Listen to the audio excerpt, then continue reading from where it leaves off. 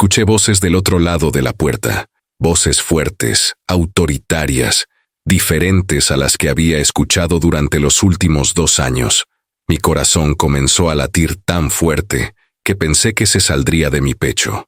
Estaba acostado en ese colchón sucio, en ese cuarto que olía a encierro y desesperanza, cuando escuché el sonido metálico del candado siendo forzado. La puerta se abrió de golpe, y la luz del pasillo me cegó. Hacía tanto tiempo que no veía tanta luz. 2 policías entraron primero, seguidos por una mujer con uniforme de servicios sociales. Sus expresiones cambiaron inmediatamente al verme. Vi horror en sus ojos. Uno de los policías se llevó la mano a la boca y escuché que murmuraba algo a su compañero. «Señor Mendoza, soy la oficial Ramírez. Estamos aquí para sacarlo de este lugar. ¿Puede caminar?» Intenté levantarme, pero mis piernas temblaban. Había perdido tanto peso que mis pantalones se caían. Mis manos temblaban incontrolablemente. La oficial me ayudó con cuidado, como si tuviera miedo de lastimarme. Y tenía razón en tener cuidado, porque yo era solo piel y huesos. 71 años, pero en ese momento parecía tener 100. Cuando bajamos las escaleras, los vi ahí. Cristina estaba en la sala, esposada, con esa mirada de odio que yo conocía tan bien. Mi hijo Javier estaba sentado en el sofá, con la cabeza entre las manos.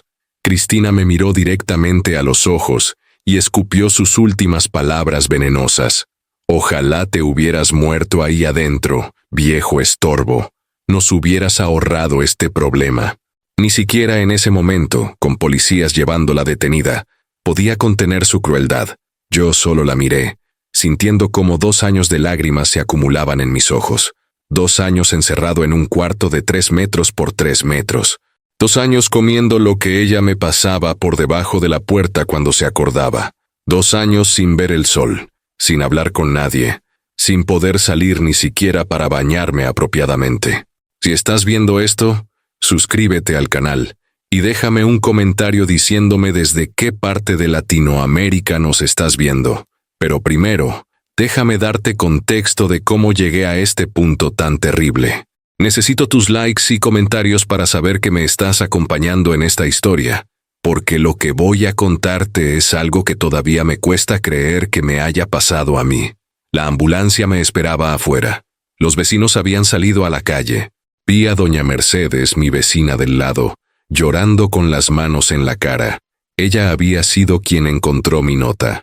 Ella había sido mi salvación. Los paramédicos me revisaron inmediatamente. Escuché palabras como desnutrición severa, deshidratación crítica, posible neumonía. Me subieron a la ambulancia en una camilla. Mientras nos alejábamos, vi cómo los policías metían a Cristina en la patrulla. Ella seguía gritando, culpándome de todo, diciendo que yo era un mentiroso. Pero, ¿cómo había llegado hasta ese punto? ¿Cómo un padre que lo dio todo por su hijo terminó encerrado como un animal en su propia casa? ¿Cómo la mujer de mi hijo, la madre de mis nietos, pudo convertirse en mi carcelera? Lo que descubrirás a continuación te dejará sin palabras, porque esta historia comenzó con el acto de amor más grande que un padre puede hacer, y terminó convirtiéndose en la peor pesadilla que pude haber imaginado. Hace 4 años y 7 meses, yo era un hombre completamente diferente. Tenía mi casa de 3 pisos en el barrio Los Álamos, mi negocio de construcción que había levantado con mis propias manos durante 32 años, y mis ahorros bien guardados en el banco. Pero lo más importante, tenía a mi hijo Javier, mi único hijo, el niño que Marta y yo criamos con tanto amor y sacrificio. Marta, mi esposa, había fallecido 6 años atrás después de una batalla de 14 meses contra el cáncer de páncreas. 38 años estuvimos casados. 38 años de risas, de construcción juntos, de criar a Javier, de planes y sueños. Cuando ella murió, sentí que mi mundo se derrumbaba, pero Javier estuvo ahí. Mi hijo de entonces 33 años me abrazó en el funeral y me prometió que nunca estaría solo. Lloré en sus brazos como un niño. Él era todo lo que me quedaba de Marta. 2 años después de la muerte de Marta, Javier conoció a Cristina en una conferencia de negocios. Cristina Ruiz, 28 años, administradora de empresas, con una sonrisa que yo pensé que era dulce pero que después descubriría que era calculadora. Al principio me cayó bien. Era atenta conmigo, me llamaba Don Roberto con respeto, me traía café cuando visitaba nuestra casa. Javier estaba enamorado. Yo nunca había visto a mi hijo tan feliz desde la muerte de su madre. Papá, creo que ella es la indicada, me dijo Javier una tarde mientras tomábamos cerveza en el patio de mi casa. Quiero casarme con ella y formar una familia. Quiero darte nietos, papá. Quiero que mamá esté orgullosa desde donde esté. Yo lo abracé. Mi hijo merecía ser feliz. Merecía tener su propia familia. Y yo, como su padre, quería darle lo mejor.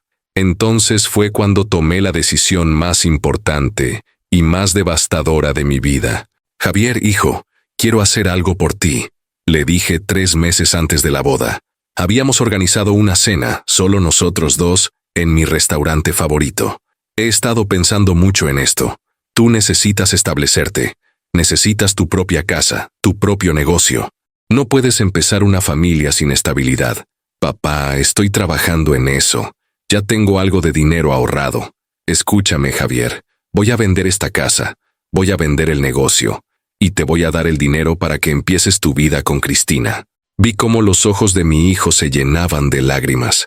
Se levantó de la mesa y me abrazó tan fuerte que casi no podía respirar.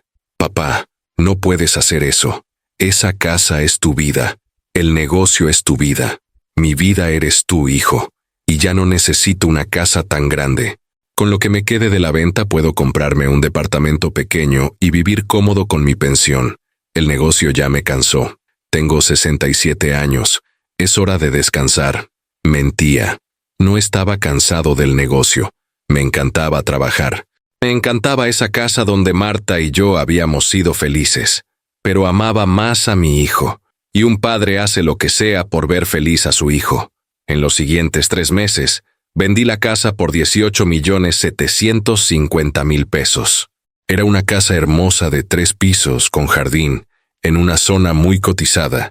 Liquidé mi negocio de construcción por 6,500,000 pesos. Tenía contratos, maquinaria, una camioneta, herramientas de alta calidad, y saqué mis ahorros del banco. 4,200,000 pesos que había guardado durante toda mi vida. 29,450,000 pesos en total. Le di todo a Javier 2 semanas antes de su boda. Todo. Me quedé solo con 500,000 pesos para mí, con los que compré un departamento pequeño de un dormitorio en el centro. Era humilde, pero suficiente para mí. Papá, esto es demasiado, dijo Javier cuando le entregué el cheque y todos los documentos de las transacciones. Estábamos en la notaría. Cristina estaba con él, y recuerdo perfectamente cómo sus ojos brillaron al ver las cifras. No es demasiado para mi hijo único. Usa este dinero sabiamente. Cómprate una casa linda. Monta tu empresa de arquitectura como siempre soñaste. Dale una buena vida a tu esposa y a los hijos que tengan. Te prometo, papá, que cuidaré este dinero. Te prometo que te cuidaré a ti siempre. Esta casa que compres será tu casa también. Nos abrazamos. Cristina me dio un beso en la mejilla y me dijo, «Gracias, don Roberto. Cuidaremos muy bien de usted. Es usted un padre maravilloso». La boda fue hermosa. 200 invitados en un salón elegante. Todo pagado con mi dinero, pero yo estaba feliz. Vi a mi hijo casarse con la mujer que amaba. Bailé con Cristina la canción tradicional de suegro y nuera. En mi discurso, conté cómo Javier era mi orgullo, cómo Marta estaría feliz de verlo tan enamorado. Lloré. Todos lloraron. Fue un día perfecto. 3 meses después de la boda, Javier y Cristina compraron una casa preciosa de 2 pisos en una zona residencial exclusiva. 14 millones de pesos. Con el dinero restante, Javier montó su empresa de diseño arquitectónico y consultoría. Me invitaron a la inauguración de la oficina. Yo estaba tan orgulloso. Mi sacrificio había valido la pena. «Papá, cuando quieras, tu cuarto está listo en nuestra casa», me dijo Javier esa noche. «Instalamos una habitación en el primer piso especialmente para ti». Me mudé con ellos 6 meses después. Mi departamento era muy solitario. Extrañaba tener familia cerca. Cristina insistió, «Don Roberto, Usted no puede vivir solo a su edad. Véngase con nosotros. Aquí tendrá compañía, comida casera, familia. Los primeros 4 meses fueron buenos. Yo ayudaba en la casa, cocinaba a veces, jugaba con mis 2 nietos cuando los tuvieron, Matías y Daniela. Disfrutaba viendo crecer el negocio de Javier. Todo parecía perfecto. Pero entonces comenzaron los primeros signos. Cristina empezó a hacer comentarios, pequeños al principio. Don Roberto, ya dejé su comida en la cocina. La familia va a comer más tarde. Yo comía solo mientras ellos cenaban juntos 1 hora después.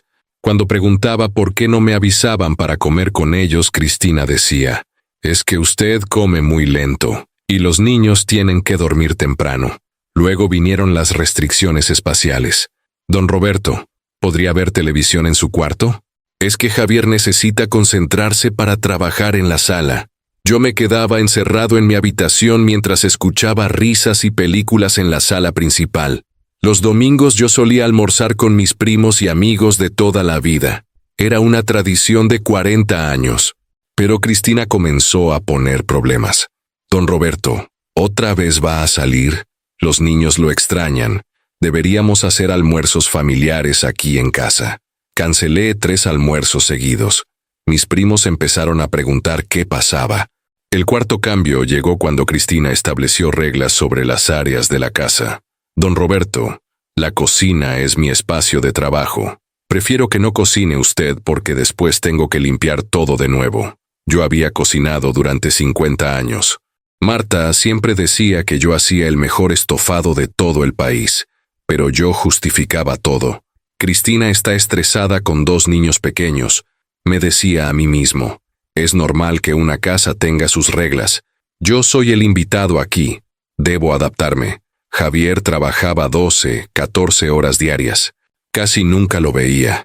Cuando intentaba hablar con él sobre cómo me sentía un poco desplazado, él me decía, «Papá, dame tiempo. La empresa está creciendo mucho. Cristina está haciendo un trabajo increíble manejando la casa. Sé paciente». Yo era paciente, demasiado paciente. No quería causar problemas. No quería ser una carga. Después de todo, ellos me habían abierto las puertas de su casa. Yo les había dado 29.450.000 pesos. Pero eso no me daba derecho a exigir nada, ¿verdad? O eso pensaba yo en ese momento, con mi mentalidad de padre abnegado que solo quería ver feliz a su hijo. No tenía idea de que esos pequeños desprecios eran solo el comienzo. No sabía que Cristina estaba probando hasta dónde podía llegar, hasta dónde yo iba a aguantar en silencio. No imaginaba que en menos de 1 año, esa casa que yo había pagado indirectamente se convertiría en mi prisión, y que la mujer que me llamaba Don Roberto, con tanto respeto se convertiría en mi carcelera. Lo que vino después fue una escalada de humillaciones que me destrozaron el alma poco a poco, hasta que ya no quedó nada del Roberto Mendoza que había sido. El primer año viviendo con ellos terminó, y las cosas empeoraron drásticamente. Ya no eran comentarios sutiles ni restricciones disfrazadas de preferencias. Cristina había dejado de fingir. Una tarde, yo estaba en el comedor cuando ella llegó de la calle cargada con bolsas de un supermercado caro. Empezó a guardar todo en la despensa mientras yo leía el periódico. Sacó un paquete de galletas premium y lo puso en la alacena alta. «Esas son para los niños, don Roberto. Usted no las toque». Me quedé helado. Miré las galletas y luego la miré a ella. «Cristina, solo es un paquete de galletas. No creo que. Ya le dije que son para Matías y Daniela. Usted tiene sus cosas en esa repisa de abajo». Miré la repisa de abajo. Había galletas de marca genérica, las más baratas del supermercado. Sentí una punzada en el pecho, pero no dije nada. Solo asentí y volví a mi periódico. 2 semanas después, durante la cena, Cristina sirvió pollo asado con papas y ensalada fresca para ella, Javier y los niños. A mí me puso enfrente un plato con 2 salchichas frías y pan duro del día anterior, en un plato desechable de plástico. «Cristina», dije, mirando mi plato, «¿no hay pollo para mí?» «Es que el pollo salió justo para nosotros 4, don Roberto. Además, a su edad debe comer liviano. Las salchichas son perfectas para usted». Javier ni siquiera levantó la vista de su plato. Estaba revisando su teléfono mientras comía. Los niños reían y hablaban. Yo me comí mis salchichas frías en silencio, sintiendo cómo cada bocado se me atragantaba en la garganta. 29.450.000 pesos les había dado, y yo comía sobras en platos desechables, mientras ellos disfrutaban de comida caliente en vajilla de porcelana fina. Pero lo peor todavía no llegaba. Un sábado por la tarde, mi primo Héctor llamó a la puerta. Héctor y yo éramos como hermanos. Habíamos crecido juntos, trabajado juntos, llorado juntos cuando Marta murió. Llevaba 2 meses sin verlo porque Cristina siempre ponía excusas cuando yo quería salir. «Roberto, hermano, ¿estás bien? Te he llamado 20 veces y no contestas», dijo Héctor cuando abrí la puerta. «Héctor, qué sorpresa. Pasa, pasa». Antes de que pudiera terminar, Cristina apareció detrás de mí. «Don Roberto tiene visita médica en 1 hora. No puede recibir visitas ahora». Yo la miré confundido. No tenía ninguna visita médica. «Cristina, yo no tengo». «Sí tiene, don Roberto. El doctor Ramírez. ¿Ya se le olvidó? Vea, esto es exactamente por lo que necesita que yo maneje sus citas». Me quedé ahí parado, humillado delante de mi primo. Héctor me miró con preocupación. «Roberto, ¿estás bien? Te ves muy delgado». «Está perfecto, don Héctor. Solo que a su edad necesita cuidados especiales. Disculpe, pero tenemos que prepararnos para ir al médico». Cerró la puerta en la cara de mi primo. Yo me quedé ahí, temblando de impotencia. «No tengo ninguna cita médica, Cristina». «Lo sé, don Roberto, pero su primo hace muchas preguntas. Es mejor que no reciba visitas. Alteran su presión». «¿Alteran mi presión? Héctor es mi familia. Su familia somos nosotros ahora, Javier y yo, y los niños. ¿O acaso no le hemos dado un techo? ¿No le damos de comer todos los días?» Me encerré en mi cuarto y lloré.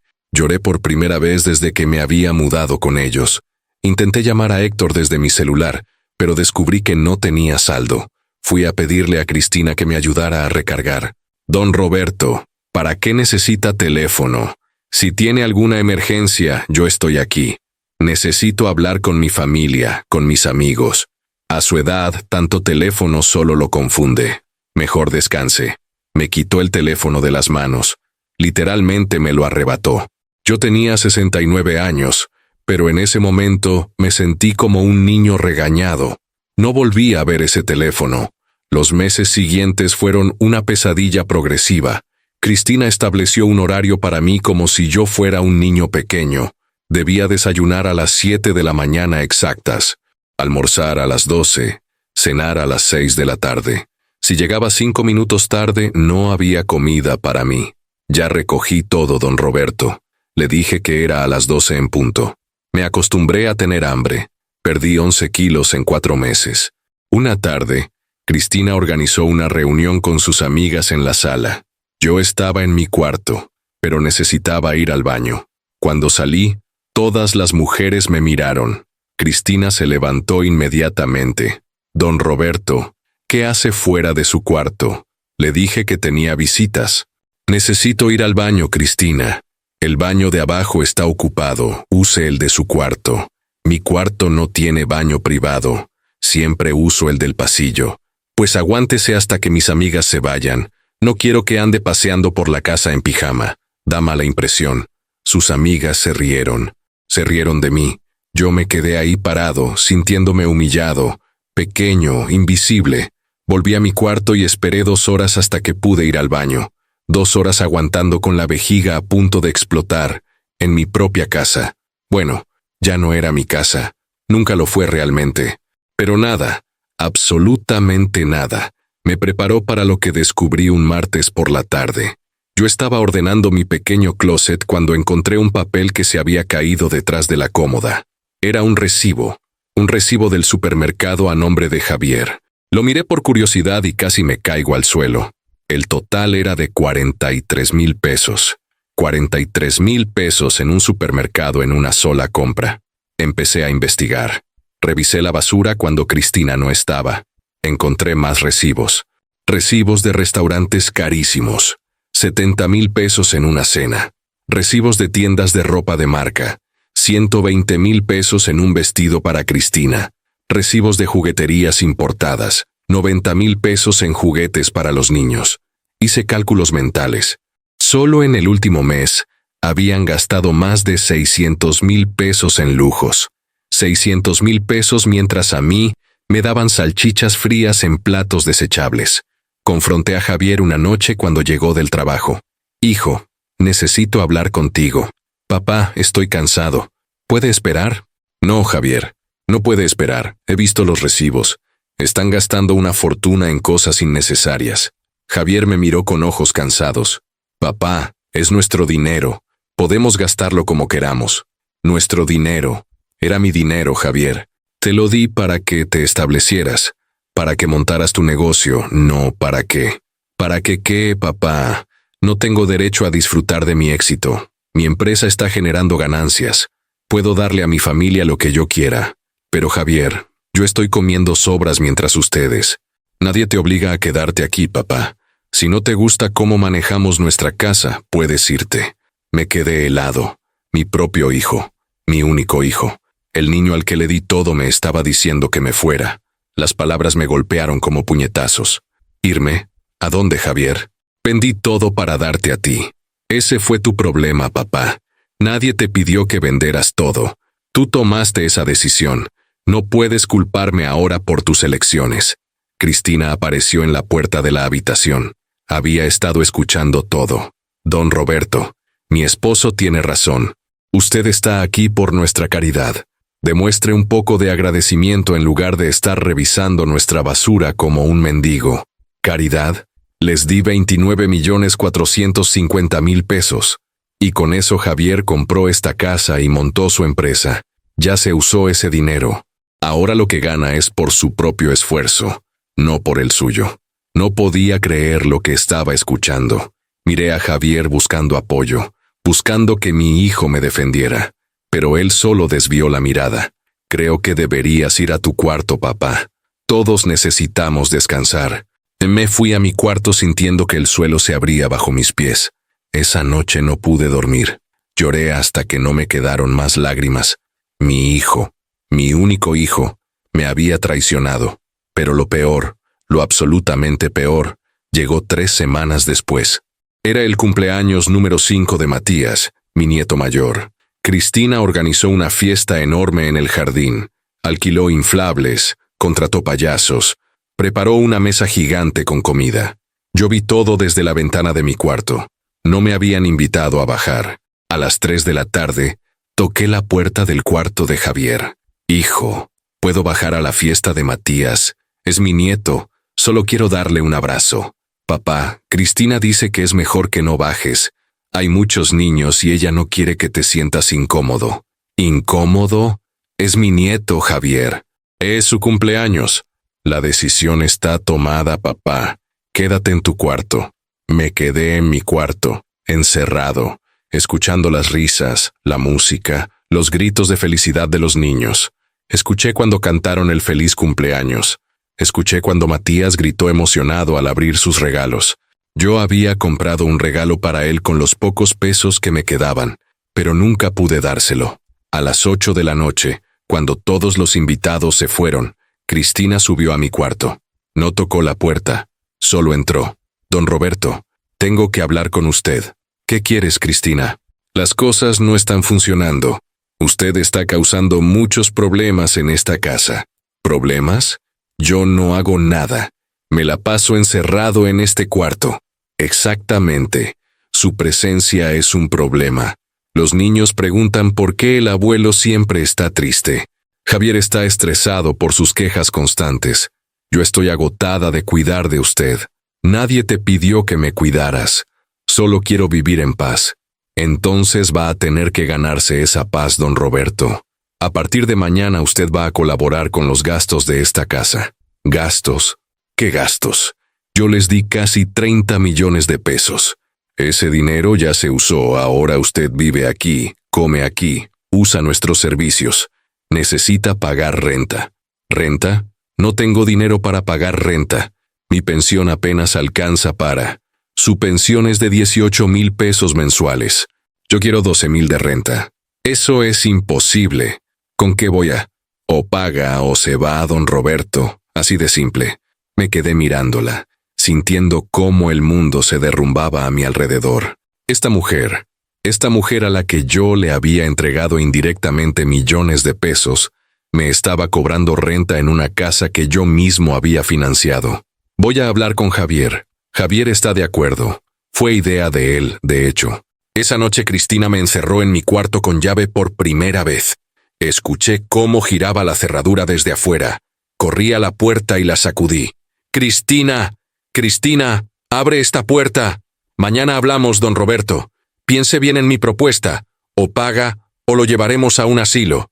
Y créame, los asilos públicos no son nada agradables. Sus pasos se alejaron por el pasillo. Yo me quedé ahí, golpeando esa puerta, gritando hasta quedar ronco. Nadie vino. Javier no vino. Mis nietos estaban dormidos. Yo estaba solo, encerrado, traicionado por la familia a la que lo había dado todo. Esa fue la primera noche que pasé encerrado. No sabía que era solo el comienzo. No sabía que en 3 meses más, ese cuarto del primer piso ya no sería suficiente para Cristina.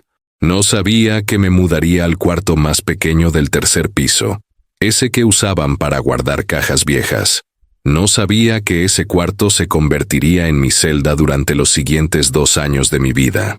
Y definitivamente no sabía que lo que Cristina me haría vivir superaría cualquier pesadilla que pudiera haber imaginado. Pasaron 3 meses desde aquella primera noche encerrado. 3 meses en los que pagué los 12,000 pesos de renta, con mi pensión, quedándome solo con 6,000 pesos para todo el mes. 6,000 pesos que Cristina también controlaba, dándome apenas lo necesario para artículos de higiene básicos. Pero entonces llegó el día que cambió todo para siempre. Era un miércoles por la mañana. Yo estaba en mi cuarto cuando Cristina entró sin tocar, como siempre hacía. Traía una expresión en el rostro que no le había visto antes, una mezcla de hastío y decisión fría. «Don Roberto, empaque sus cosas, se muda al tercer piso». ¿Al tercer piso? ¿Por qué? Porque necesitamos este cuarto para la nueva niñera de los niños. El cuarto de arriba es suficiente para usted. Cristina, ese cuarto es donde guardan las cajas viejas. Es diminuto, no tiene. Tiene una cama y una ventana. Es más de lo que merece alguien que no aporta nada a esta casa. Estoy pagando 12,000 pesos de renta, y yo podría conseguir un inquilino que pague 30,000 por este cuarto. Así que agradezca que todavía lo dejamos quedarse. No tuve opción. Ese mismo día, Javier subió mis pocas pertenencias al cuarto del tercer piso. Era un espacio de 3 metros por 3 metros con una ventana pequeña, una cama individual vieja, y nada más. Ni siquiera había un closet. Mis ropas quedaron en 2 cajas de cartón en el suelo. «Hijo, por favor», le supliqué cuando terminó de subir la última caja. «No me hagas esto. Soy tu padre». Javier me miró con ojos vacíos. Ya no reconocía a mi hijo en ese hombre. «Papá, Cristina maneja la casa. Yo solo trabajo. No me metas en esto». «¿No te metas? Soy tu padre. Te di todo lo que tenía. Y yo te estoy dando techo. Estamos a mano». Se fue y cerró la puerta. Escuché sus pasos bajando las escaleras. Me senté en esa cama que olía a humedad y lloré. Tenía 69 años. Había trabajado toda mi vida. Había sido un buen padre, un buen esposo, un buen hombre. Y ahora estaba encerrado en un cuarto de 3 por 3 metros, tratado peor que un perro.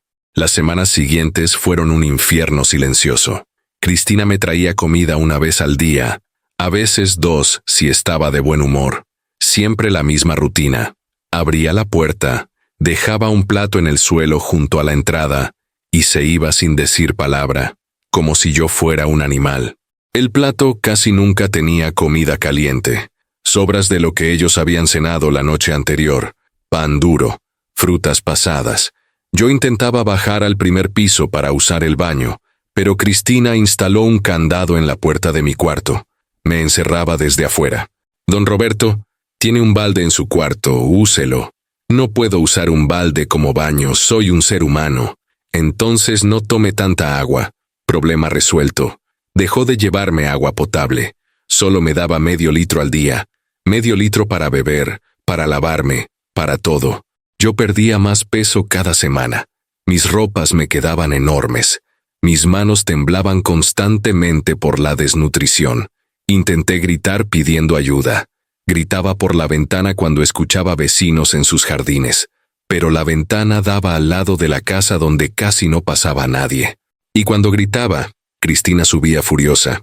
Si vuelve a gritar, don Roberto, le juro que lo voy a medicar para que se duerma todo el día. Tengo pastillas que mi mamá usaba cuando estaba en el hospital. Una de esas, y usted no despertará hasta la noche. Me callé. Tenía miedo. Miedo real de que esta mujer fuera capaz de drogarme, de matarme incluso. Vi en sus ojos que era capaz de cualquier cosa. Los meses pasaron. Perdí la cuenta de cuánto tiempo llevaba ahí. No tenía calendario. No tenía reloj. Mi único contacto con el mundo exterior era esa ventana pequeña por donde veía pasar el sol. Me di cuenta de que las estaciones cambiaban. Vi lluvias. Vi días soleados. Vi hojas caer de los árboles del jardín vecino. Javier subía a verme una vez cada 2 o 3 semanas. Las visitas duraban menos de 5 minutos.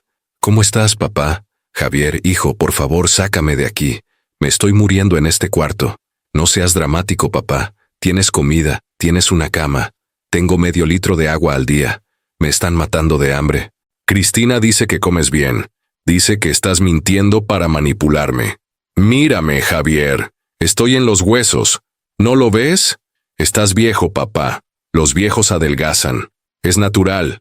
Tengo 69 años, no 90. Esto no es natural.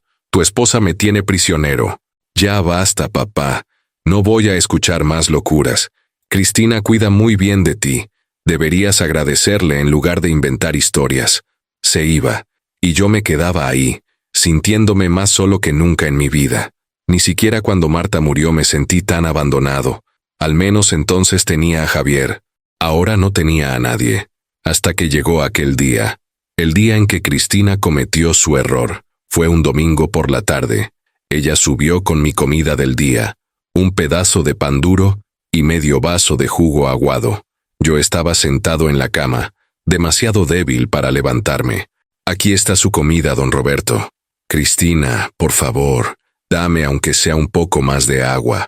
Tengo la boca tan seca. Ya le di agua en la mañana. Eso fue hace 8 horas, por favor. Ella se acercó a la cama y me miró con un desprecio que jamás olvidaré. ¿Sabe qué, don Roberto? Ojalá se hubiera muerto cuando murió su esposa. Nos hubiera ahorrado todo este problema. Javier heredaría su pensión. Yo no tendría que subir estas escaleras todos los días. Y los niños no tendrían que preguntar por qué el abuelo huele tan mal. ¿Cómo puedes decirme eso? ¿Cómo puedes ser tan cruel? No es crueldad, don Roberto. Es la verdad. Usted es un estorbo, un viejo inútil que no sirve para nada. El mejor regalo que podría darnos sería desaparecer para siempre. Salió del cuarto y cerró la puerta con el candado. Escuché sus pasos bajando las escaleras mientras tarareaba una canción. Como si no acabara de destrozar a un ser humano con sus palabras. Algo se rompió dentro de mí en ese momento. No fue tristeza, no fue dolor, fue claridad, claridad absoluta y fría. Esta mujer quería que yo muriera. Probablemente estaba esperando que muriera de desnutrición o deshidratación en ese cuarto. Y Javier era tan ciego o tan cobarde que la dejaba hacer todo esto. Me levanté de la cama con las pocas fuerzas que me quedaban. Fui a la ventana, la abrí y miré hacia abajo. Estaba en el 3er piso. Si saltaba, probablemente me mataría o quedaría paralítico. Pero vi algo más. Vi el jardín de la casa vecina. Vi a doña Mercedes, mi vecina de 62 años, regando sus plantas. Busqué desesperadamente algo para escribir. Encontré un lápiz viejo en una de mis cajas. Arranqué una página de un libro que Cristina me había dejado meses atrás. Escribí con mano temblorosa. Ayuda. Soy Roberto Mendoza. Estoy encerrado en el 3er piso. Mi nuera me tiene prisionero. No me da comida ni agua. Llame a la policía. Por favor. Estoy muriendo. Hice una bolita con el papel. Esperé hasta que doña Mercedes estuvo más cerca de mi lado de la cerca, y lancé el papel con todas mis fuerzas. Cayó en su jardín, cerca de sus rosales. Ella no lo vio. Yo me quedé en la ventana, rezando como no había rezado desde que Marta murió. Por favor, Dios, por favor que lo encuentre. Por favor, no me dejes morir aquí. Pasaron 3 horas. Doña Mercedes seguía en su jardín, ahora podando las rosas, y entonces pasó. Vi cómo su mano se detuvo. Había visto el papel. Se agachó, lo recogió, lo abrió. Vi cómo su expresión cambiaba. Vi cómo miraba hacia mi ventana. Nuestros ojos se encontraron. Ella se llevó una mano a la boca, horrorizada. Yo asentí desesperadamente. Ella entendió. Sacó su teléfono de inmediato. Me alejé de la ventana y esperé. Esperé acostado en esa cama, temblando, llorando de alivio y miedo. ¿Vendrían? ¿Me creerían? ¿O Cristina convencería a la policía de que yo estaba loco? Pasaron 40 minutos, y entonces los escuché. Sirenas de policía acercándose a la casa. Escuché golpes en la puerta principal. Escuché voces fuertes. «¡Policía! ¡Abran la puerta!». Escuché a Cristina bajando corriendo las escaleras. Escuché cómo abría la puerta. «Oficiales, ¿qué sucede? ¿En qué puedo ayudarlos? Recibimos una denuncia de que hay una persona encerrada en esta casa contra su voluntad». ¿Encerrada? No, oficiales. Mi suegro vive con nosotros, pero él está bien. Solo que está un poco confundido por su edad. Tiene principios de demencia, ¿saben? Necesitamos verlo, señora. Por supuesto, pero él está durmiendo. No quisiera despertarlo. Señora, o nos lleva donde está su suegro ahora mismo, o entramos por la fuerza. Escuché pasos subiendo las escaleras. Muchos pasos. Los oficiales. Cristina detrás de ellos, inventando excusas. Es que él se confunde. A veces dice cosas que no son verdad. La vejez es muy difícil, oficiales. Llegaron a la puerta de mi cuarto. Vi cómo intentaban abrirla. Está cerrada con candado. ¿Por qué está cerrada con candado? Es para su seguridad. Como les dije, está confundido. No queremos que se caiga por las escaleras. Abra esta puerta ahora. Cristina no tuvo opción. Sacó la llave y abrió el candado. La puerta se abrió de golpe. Yo estaba sentado en la cama. Los 2 oficiales entraron y se quedaron helados al verme. Vi cómo sus expresiones cambiaban de expectativa a horror absoluto. Señor Mendoza, soy la oficial Ramírez. Estamos aquí para sacarlo de este lugar. ¿Puede caminar? Intenté levantarme, pero mis piernas cedieron. La oficial me agarró antes de que cayera al suelo. Miró a su compañero. Llama a una ambulancia. Ahora. Luego me miró a los ojos con tanta compasión que volví a llorar. Tranquilo, señor Mendoza. Ya está a salvo. Nadie le va a hacer daño nunca más. Me ayudaron a bajar las escaleras. Javier había llegado del trabajo justo en ese momento. Lo vi entrar por la puerta principal, confundido por todas las patrullas. ¿Qué está pasando aquí? ¿Es usted Javier Mendoza, hijo del señor Roberto Mendoza? Sí, soy yo. ¿Qué? Está bajo arresto, señor Mendoza. Usted y su esposa, por secuestro, abuso de anciano, y otros cargos que se determinarán en la investigación. Vi cómo el rostro de mi hijo se ponía blanco. Vi cómo miraba a Cristina buscando explicaciones. Ella seguía gritando que todo era un malentendido, que yo estaba loco, que ellos me cuidaban muy bien. Pero entonces llegó la trabajadora social, una mujer de unos 40 años con una libreta. Entró al cuarto del 3er piso con los oficiales. 5 minutos después salió con fotos en su teléfono y una expresión de furia contenida. Un balde con excrementos y orina, medio litro de agua sucia, comida podrida en el suelo, un colchón lleno de humedad y posiblemente hongos. Señora Ruiz, lo que usted ha hecho es un crimen gravísimo. Cristina dejó de gritar. Ahora estaba pálida. Javier se dejó caer en el sofá con la cabeza entre las manos. Los paramédicos llegaron. Me revisaron ahí mismo. Escuché palabras técnicas. Desnutrición severa grado 3. Deshidratación crítica. Posible neumonía. Necesita hospitalización inmediata. Me subieron a la ambulancia en una camilla. Mientras nos alejábamos, vi por última vez esa casa. La casa que yo había pagado indirectamente con mis 29.450.000 pesos. la casa que se había convertido en mi prisión durante 2 años completos de mi vida. Vi cómo metían a Cristina en una patrulla. Estaba esposada, gritando. Javier iba en otra patrulla, callado, derrotado. Los niños estaban con una trabajadora social, confundidos, llorando. Y yo, desde esa ambulancia, sentí algo que no había sentido en 2 años. Esperanza. Esperanza de justicia. Esperanza de que alguien finalmente me creyera. Esperanza de que esta pesadilla terminara. En el hospital me atendieron inmediatamente. Me pusieron suero intravenoso. Me hicieron análisis de sangre, radiografías, todo tipo de exámenes. Los doctores no podían creer mi estado. Pesaba 42 kilos. 42 kilos para un hombre que en sus mejores tiempos había pesado 78. Señor Mendoza, su cuerpo está en estado de inanición severa. Tiene úlceras por presión en la espalda, señales de haber pasado días enteros acostado. Sus niveles de todo están críticos. Francamente, es un milagro que esté vivo. Al día siguiente vino la policía a tomarme declaración formal.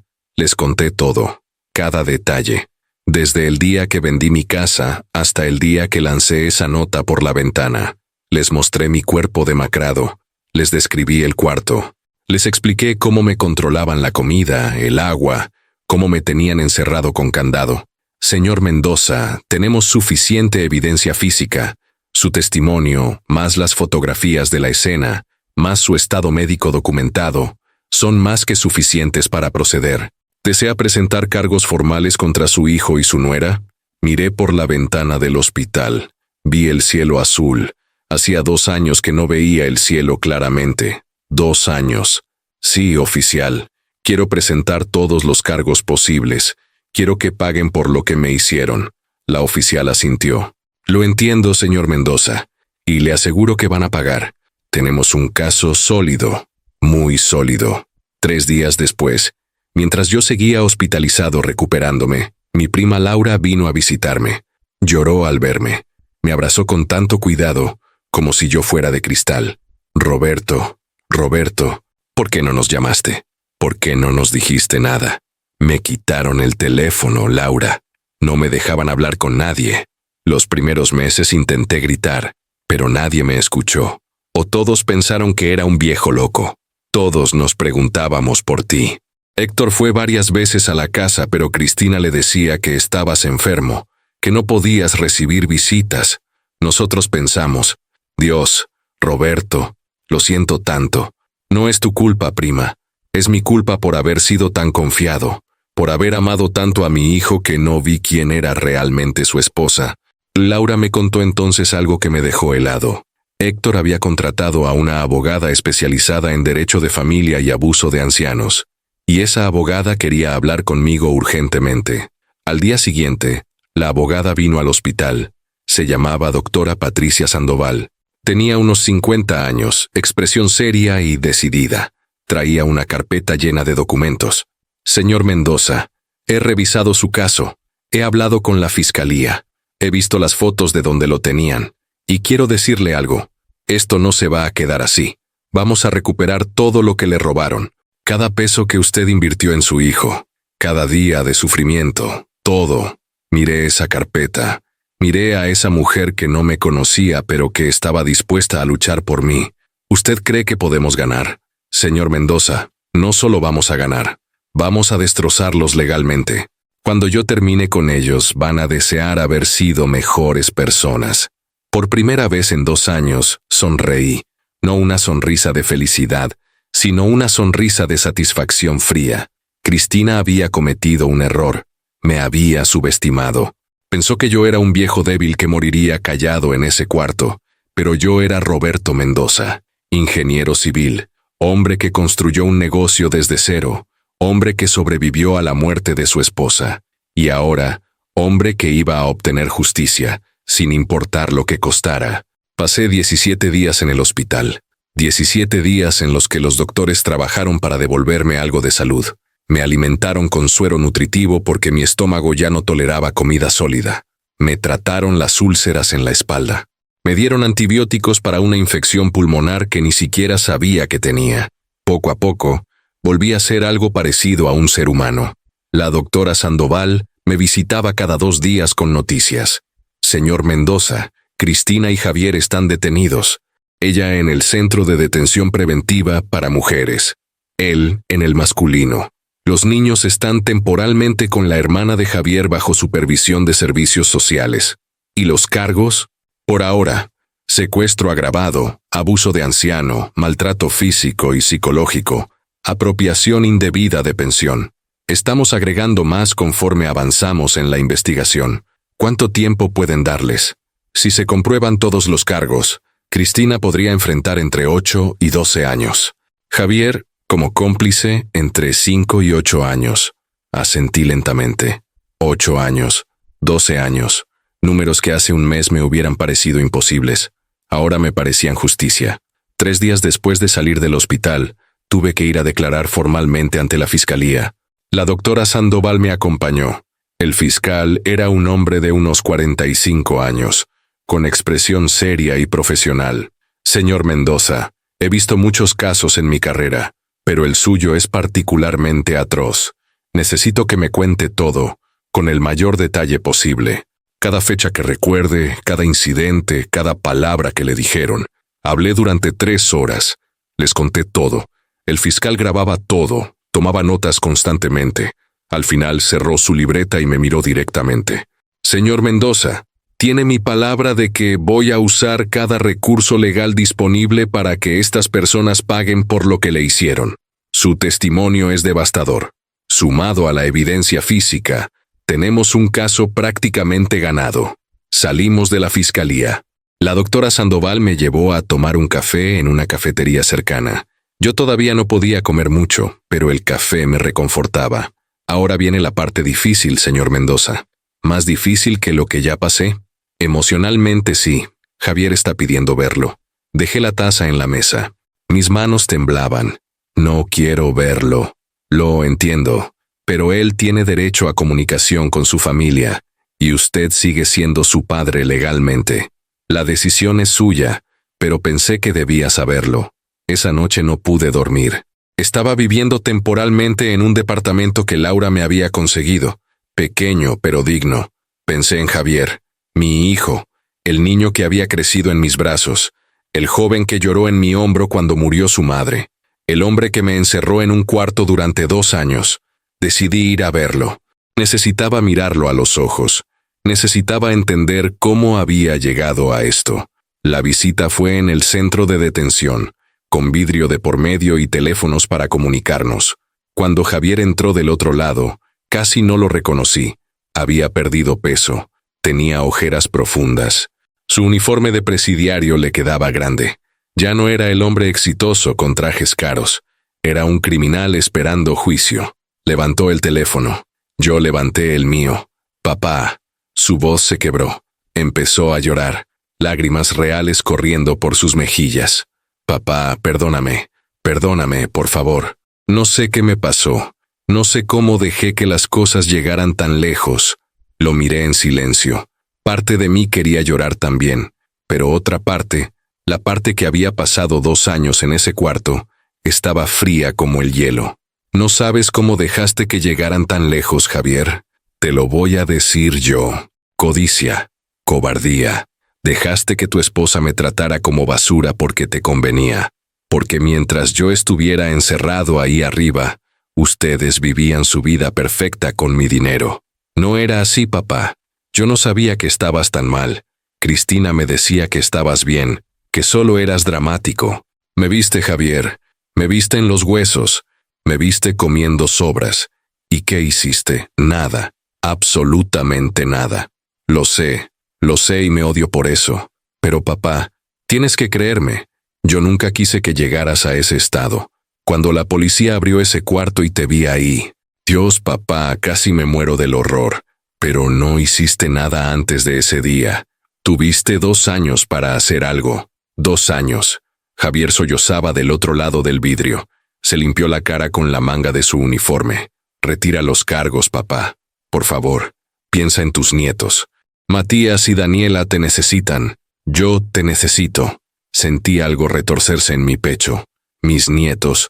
2 niños inocentes que ahora estaban sufriendo por los crímenes de sus padres. Tus hijos están bien cuidados por tu hermana. Y en cuanto a ti, Javier, tú no me necesitas. No me necesitaste durante 2 años. No me necesitas ahora. Papá, por favor. Voy a recuperar cada peso que invertí en ti, Javier. La doctora Sandoval ya inició los trámites legales. Vamos a embargar la casa. Vamos a embargar tu negocio. Todo lo que compraste con mis 29.450.000 pesos será vendido y el dinero será devuelto a mí. Nos vas a dejar en la calle, como tú me dejaste en ese cuarto para morir. Sí, Javier, los voy a dejar exactamente como ustedes me dejaron a mí, sin nada. Me levanté para irme. Javier golpeó el vidrio con la palma de la mano. Papá, espera, no te vayas así. Colgué el teléfono. Me di la vuelta y salí de esa sala sin mirar atrás. Escuché sus gritos amortiguados por el vidrio. No me importó. 2 semanas después fue la audiencia preliminar. Cristina y Javier fueron presentados ante el juez. Yo estaba ahí sentado en la sala, acompañado por la doctora Sandoval y Laura. Cuando Cristina entró esposada, me buscó con la mirada, y cuando me encontró, vi algo en sus ojos que me satisfizo profundamente. Miedo. Miedo real. Ya no era la mujer arrogante que me encerraba y me insultaba. Era una criminal enfrentando las consecuencias de sus actos. El fiscal presentó el caso. Mostró fotos del cuarto donde me tenían, fotos del balde con excrementos, fotos del colchón podrido, fotos mías el día que me rescataron, demacrado, casi muerto. Vi cómo varios miembros del jurado se llevaban las manos a la boca. Vi cómo el juez apretaba la mandíbula. Vi cómo el abogado defensor de Cristina se movía incómodo en su asiento. Luego presentaron mi testimonio en video.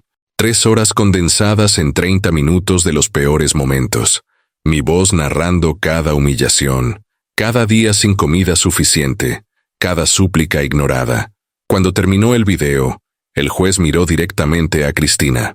Señora Ruiz, estos cargos son de una gravedad extrema. El Estado considera que usted representa un peligro para la sociedad. Se niega la fianza. Permanecerá detenida hasta el juicio. El abogado de Cristina intentó protestar, pero el juez levantó la mano. No hay nada que discutir, letrado. Las evidencias son contundentes. Siguiente caso. Cristina gritó mientras se la llevaban. Esto es injusto. Él está mintiendo. Yo lo cuidaba. Ese viejo malagradecido está mintiendo. Sus gritos se perdieron en el pasillo. Javier fue el siguiente. Su audiencia fue más breve. El juez también le negó la fianza. Señor Mendoza, usted tuvo el deber legal y moral de proteger a su padre. En cambio, fue cómplice de su tortura. Permanecerá detenido. Salí de esa corte sintiendo algo parecido a la paz. No era felicidad. Nunca podría ser feliz después de lo que viví, pero era justicia. Y la justicia, descubrí, tiene un sabor amargo pero necesario. La doctora Sandoval avanzó rápido con la demanda civil. En 3 semanas teníamos orden judicial para embargar la casa y el negocio de Javier. Señor Mendoza, hice una evaluación. La casa actualmente vale 16 millones de pesos.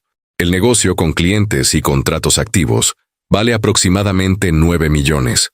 Más los ahorros que tienen en cuentas bancarias, son 3.200.000 pesos. En total podemos recuperar 28.200.000 pesos. Menos de lo que di. Sí, pero es casi todo.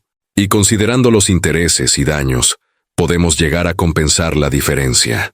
Firmé todos los documentos necesarios. Un mes después, la casa fue puesta en venta judicial. El negocio fue liquidado. Las cuentas bancarias fueron embargadas. Javier me escribió una carta desde la cárcel. Laura me la trajo. ¿La quieres leer, Roberto? La miré. Era un sobre blanco con mi nombre escrito en la letra de Javier. Una letra que yo le había enseñado cuando tenía 6 años. Léela tú, Laura. Yo no puedo. Laura abrió la carta y comenzó a leer en voz alta. Papá, nos quitaron todo. La casa donde tus nietos crecieron. Mi negocio que tanto trabajo me costó levantar. Todo. Espero que estés feliz.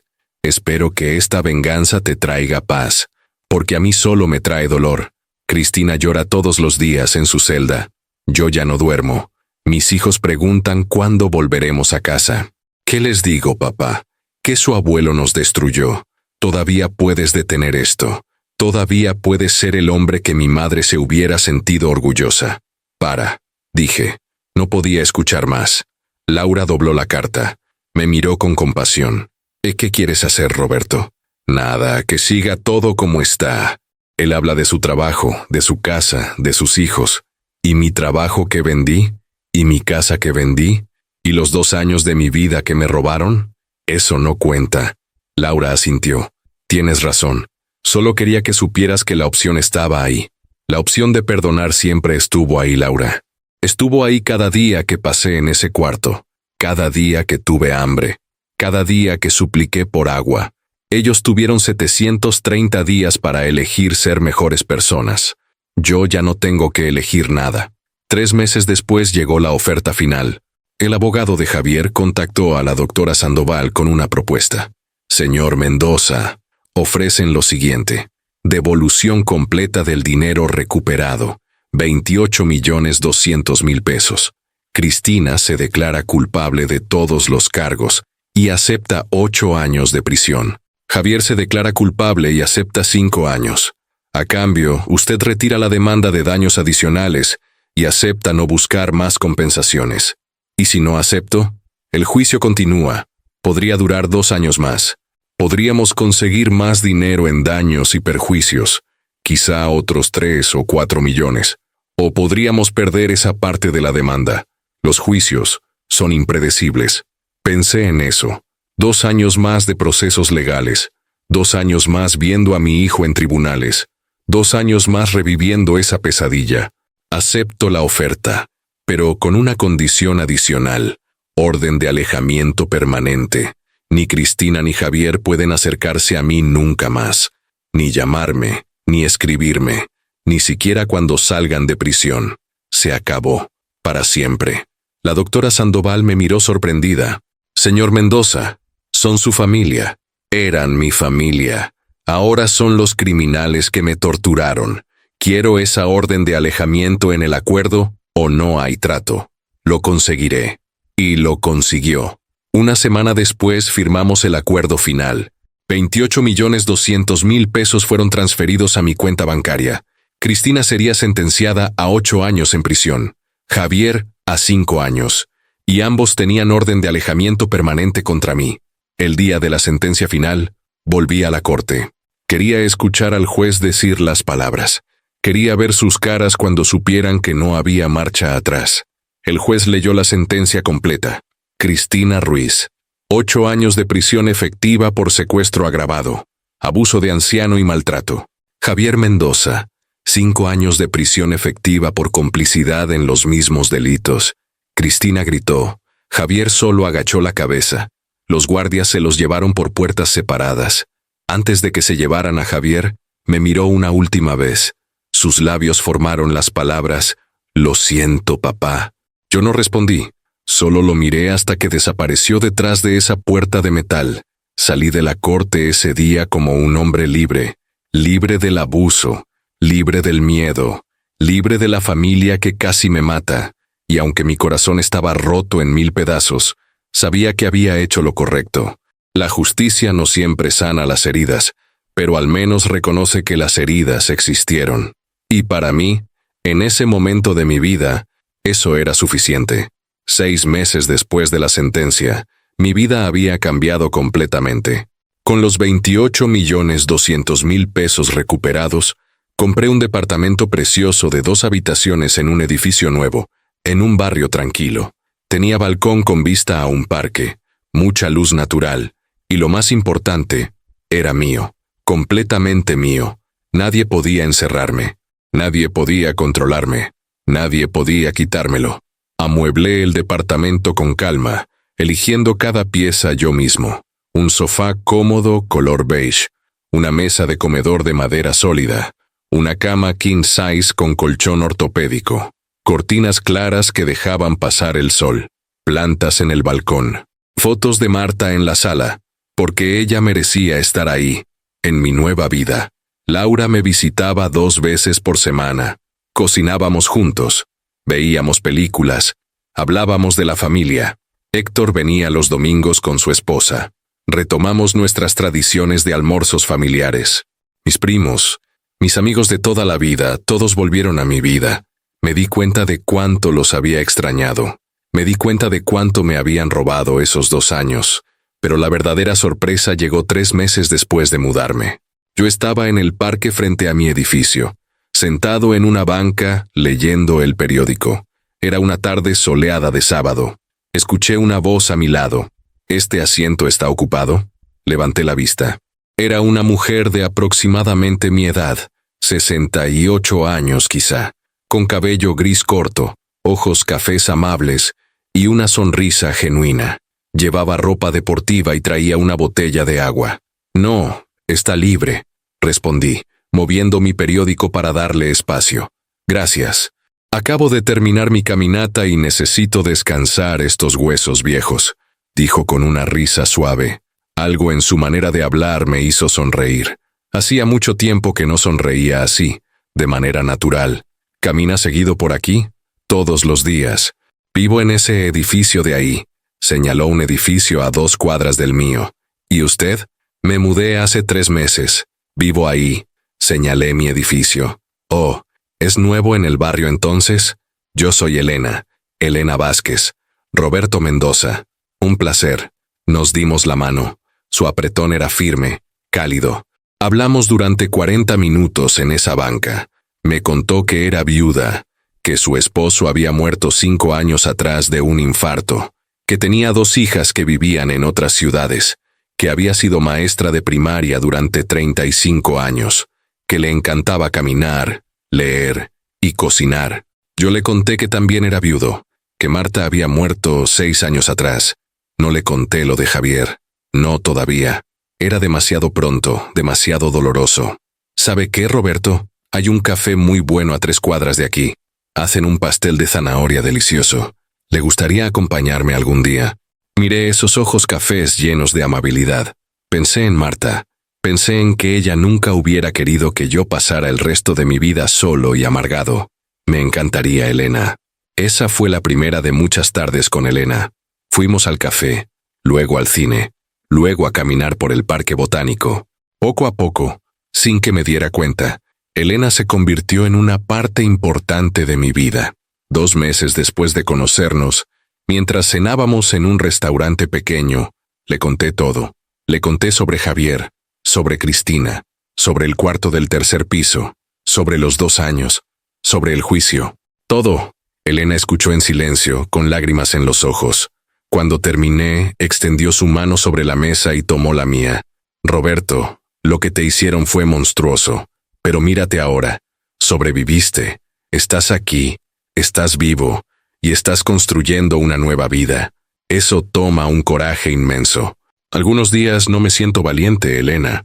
Algunos días solo me siento roto. Estar roto no significa estar destruido. Las cosas rotas pueden repararse. Quizá no vuelven a ser exactamente como eran, pero pueden ser hermosas de una manera diferente. Esas palabras se quedaron conmigo. Elena tenía razón. Yo estaba roto, pero no destruido. Nuestra relación se fue haciendo más cercana. No era como con Marta. Nunca podría ser como con Marta. Marta había sido el amor de mi juventud, la madre de mi hijo, mi compañera de 38 años. Elena era algo diferente. Era la compañía de mi vejez. Era risas después de tantas lágrimas. Era esperanza después de tanta oscuridad. 1 año después de la sentencia, recibí una carta de Javier. A pesar de la orden de alejamiento, encontró la manera de hacerme llegar una carta a través de su abogado. Laura me la trajo. La miré durante 3 días sin abrirla. Elena estuvo conmigo cuando finalmente decidí leerla. Papá, sé que no debería escribirte. Sé que hay una orden de alejamiento. Pero necesito que sepas algunas cosas antes de que sea demasiado tarde. Cristina y yo nos divorciamos. Ella está en la cárcel de mujeres, yo en la de hombres. No hemos hablado en 8 meses. Mi abogado dice que podría salir en 3 años por buena conducta. Cristina cumplirá su sentencia completa. He tenido mucho tiempo para pensar en estos meses, para pensar en qué tipo de hombre me convertí, en cómo decepcioné a mamá, en cómo te traicioné a ti. No busco perdón, papá, sé que no lo merezco. Solo quiero que sepas que lo siento, que me arrepiento cada día de mi vida, que daría cualquier cosa por regresar el tiempo. Matías y Daniela están bien, viven con mi hermana. Los veo una vez al mes en visitas supervisadas. Matías tiene 9 años ahora, Daniela tiene 7. Me preguntan por ti. Les digo que el abuelo está bien, que vive su vida. No les he dicho la verdad completa. Son muy pequeños. Cuando salga de aquí, no intentaré contactarte. Respetaré la orden de alejamiento, pero quería que supieras que, aunque no tenga derecho a llamarme tu hijo, siempre llevaré conmigo la vergüenza de lo que te hice, y siempre agradeceré los años en que fui tu hijo antes de convertirme en tu verdugo. Tu hijo que ya no merece ese título, Javier. Terminé de leer y doblé la carta lentamente. Elena me miraba con compasión. ¿Cómo te sientes? No lo sé. Vacío, supongo. Parte de mí quiere creer que está realmente arrepentido. Otra parte recuerda cada día en ese cuarto. No tienes que decidir nada hoy, Roberto. O mañana, o nunca. El perdón no es algo que le debas a nadie. ¿Y qué hay del perdón para mí mismo? Para perdonarme por haber sido tan ciego. Eso es diferente. Tú fuiste un padre amoroso. Ellos fueron los que traicionaron ese amor. Tú no tienes nada que perdonarte. Guardé la carta en un cajón, no la respondí. Quizá algún día lo haría. Quizá no. Por ahora, necesitaba enfocarme en mi propia sanación. Laura me convenció de ir a terapia. Al principio me resistí. Los hombres de mi generación no van a terapia, le dije. Ella me miró con firmeza. Los hombres de tu generación tampoco sobreviven 2 años de encierro y abuso. Necesitas ayuda profesional, Roberto. Tenía razón. Empecé a ver a una psicóloga especializada en trauma y abuso familiar, doctora Ramírez, una mujer de 40 años, paciente y compasiva. En las sesiones hablaba de cosas que nunca le había dicho a nadie, del miedo que sentía cada noche en ese cuarto, de las veces que pensé en rendirme, de la culpa que todavía sentía por haber amado tanto a Javier que no vi las señales, de la rabia que todavía me hervía en el pecho. Es normal sentir rabia, Roberto. De hecho, es saludable. La rabia es una emoción protectora. Te está diciendo que lo que te hicieron estuvo mal. Pero siento tanta rabia que a veces me asusta. ¿Qué haces con esa rabia? La guardo, la contengo. ¿Y si la dejamos salir de manera controlada? Me enseñó técnicas. Escribir cartas que nunca enviaría. Hacer ejercicio. Hablar en voz alta en mi departamento vacío. Gritarle a las paredes todo lo que nunca pude gritarle a Cristina o a Javier. Sonaba ridículo, pero funcionaba. Poco a poco, mes a mes, empecé a sentirme mejor. No curado. Probablemente nunca estaría completamente curado, pero mejor, más fuerte, más yo mismo. 18 meses después de la sentencia, tomé una decisión importante. Le pedí a Laura que coordinara videollamadas supervisadas con mis nietos. ¿Estás seguro, Roberto? Podría ser difícil. Son mis nietos, Laura. Ellos no tienen la culpa de lo que hicieron sus padres. Merecen conocer a su abuelo, el abuelo real, no el que Cristina les hizo creer que era. La primera videollamada fue incómoda. Matías, ahora de 9 años, me miraba con desconfianza. Daniela, de 7, era tímida. Hola, niños. Soy su abuelo Roberto. Mamá decía que eras malo, dijo Matías directamente. La hermana de Javier, que supervisaba la llamada, intervino. Matías, recuerda lo que hablamos. El abuelo Roberto no es malo. Tu mamá estaba confundida. ¿Por qué mamá y papá están en la cárcel? Preguntó Daniela con voz pequeña. Miré a la cámara, mirando a esos ojos inocentes, y decidí ser honesto, pero amable. Porque hicieron cosas que lastimaron a otras personas, Daniela. Y cuando lastimas a alguien, hay consecuencias. ¿Te lastimaron a ti, abuelo? Sí, pequeña, pero estoy bien ahora. Estoy sano, estoy feliz, y quiero conocerlos a ustedes. Poco a poco, videollamada tras videollamada, construí una relación con Matías y Daniela. Les leía cuentos. Les mostraba mi departamento. Les presenté a Elena. Ellos me contaban de la escuela, de sus amigos, de sus sueños. Un día, 6 meses después de la primera videollamada, Matías me preguntó, «Abuelo, ¿cuándo podemos visitarte en persona?» Miré a Laura, que estaba conmigo durante esa llamada. Ella asintió suavemente. Pronto, Matías. Muy pronto. 2 años completos después de la sentencia. Mi vida era irreconocible comparada con aquella pesadilla. Vivía en un departamento hermoso. Tenía a Elena en mi vida. Había reconectado con mis primos y amigos. Veía a mis nietos regularmente por videollamada. Y habíamos tenido 3 visitas presenciales supervisadas. Iba a terapia. Hacía ejercicio. Comía bien. Dormía bien. Había invertido parte de mi dinero recuperado en un negocio pequeño de consultoría en construcción. Nada grande, solo asesorías a jóvenes arquitectos e ingenieros. Me mantenía activo, me hacía sentir útil y generaba un ingreso adicional. Cristina todavía tenía 6 años más de prisión. Javier saldría en 2 años más si mantenía su buena conducta. La orden de alejamiento seguía vigente. Yo había dejado claro a través de mi abogada que no quería contacto con ninguno de los dos cuando salieran. Algunos días todavía me despertaba con pesadillas. Soñaba que estaba de nuevo en ese cuarto, que no podía salir, que nadie me escuchaba. Me despertaba sudando, con el corazón acelerado.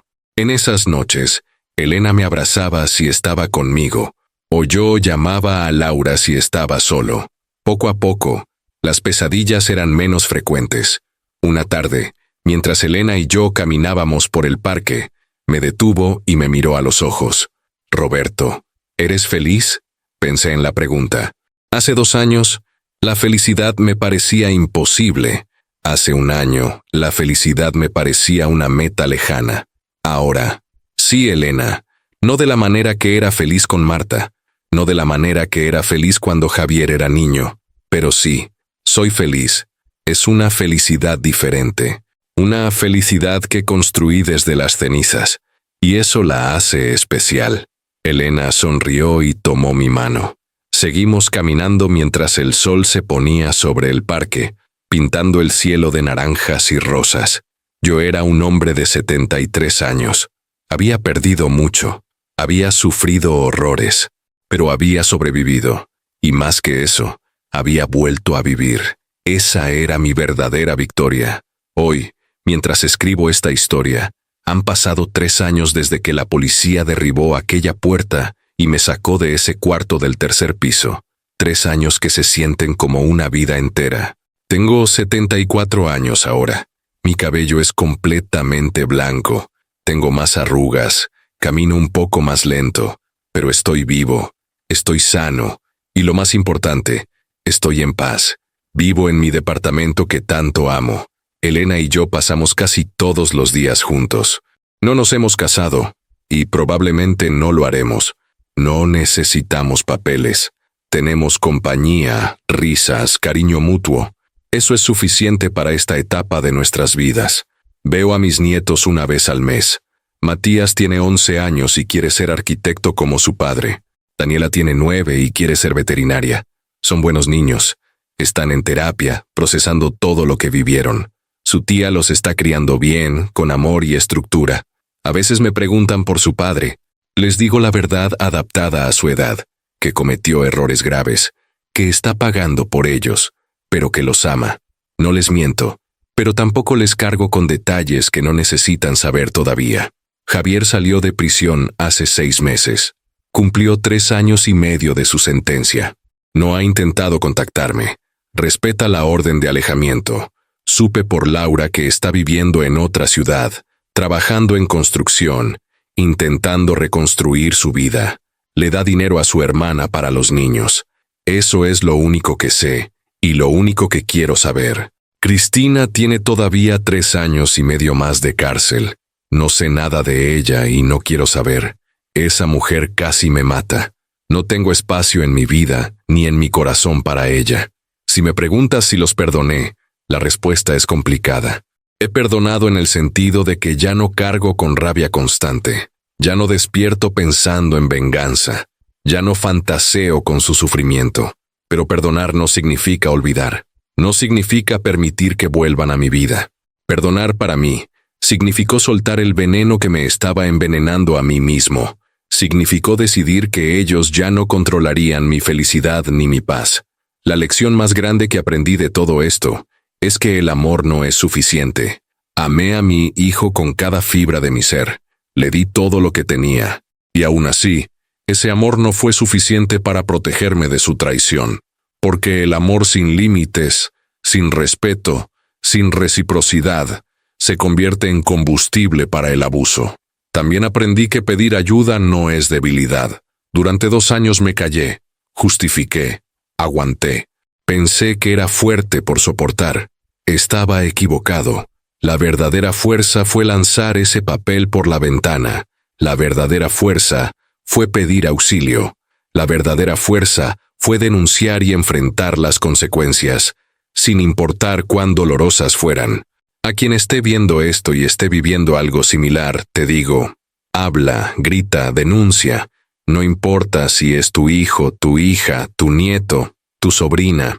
El abuso es abuso sin importar quién lo cometa. Y tú mereces dignidad, respeto y seguridad. Siempre. Mi vida hoy es simple pero plena. Desayuno en mi balcón viendo el parque. Trabajo algunas horas asesorando a jóvenes profesionales. Almuerzo con Elena o con Laura. Camino. Leo. Veo a mis nietos. Voy a terapia 1 vez al mes ahora, solo de mantenimiento. Duermo en mi propia cama, en mi propio hogar, con mis propias llaves. Nadie puede encerrarme. Nadie puede controlarme. Soy libre. ¿Valió la pena denunciar? Absolutamente. Perdí a mi hijo. Es verdad, pero en realidad, había perdido a mi hijo mucho antes. El día que él eligió a Cristina sobre mí.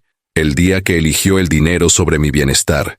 La denuncia solo formalizó una pérdida que ya había ocurrido. ¿Me arrepiento de haberle dado todo a Javier? A veces. Pero luego recuerdo que ese gesto vino de amor. Vino del padre que yo era, del hombre que Marta y yo criamos juntos para ser generoso y sacrificado. No me arrepiento de quién era yo. Me arrepiento de no haber visto quién era él realmente. Hoy, mientras el sol se pone sobre mi ciudad, me siento en mi balcón con una taza de té. Elena vendrá en 1 hora para cenar. Mañana videollamaré con Matías y Daniela. Pasado mañana asesoraré a un joven arquitecto en su primer proyecto grande. La vida continúa, y yo continúo con ella. Si Marta pudiera verme ahora, creo que estaría orgullosa. No del sufrimiento que pasé, sino de cómo me levanté después. Ella siempre decía que yo era más fuerte de lo que creía. Tenía razón. Esta es mi historia. Una historia de traición, supervivencia, justicia y renacimiento. No es un final feliz de cuento de hadas. Es algo mejor. Es un final real, honesto, de un hombre que se negó a morir en ese cuarto oscuro y decidió vivir, realmente vivir, en la luz.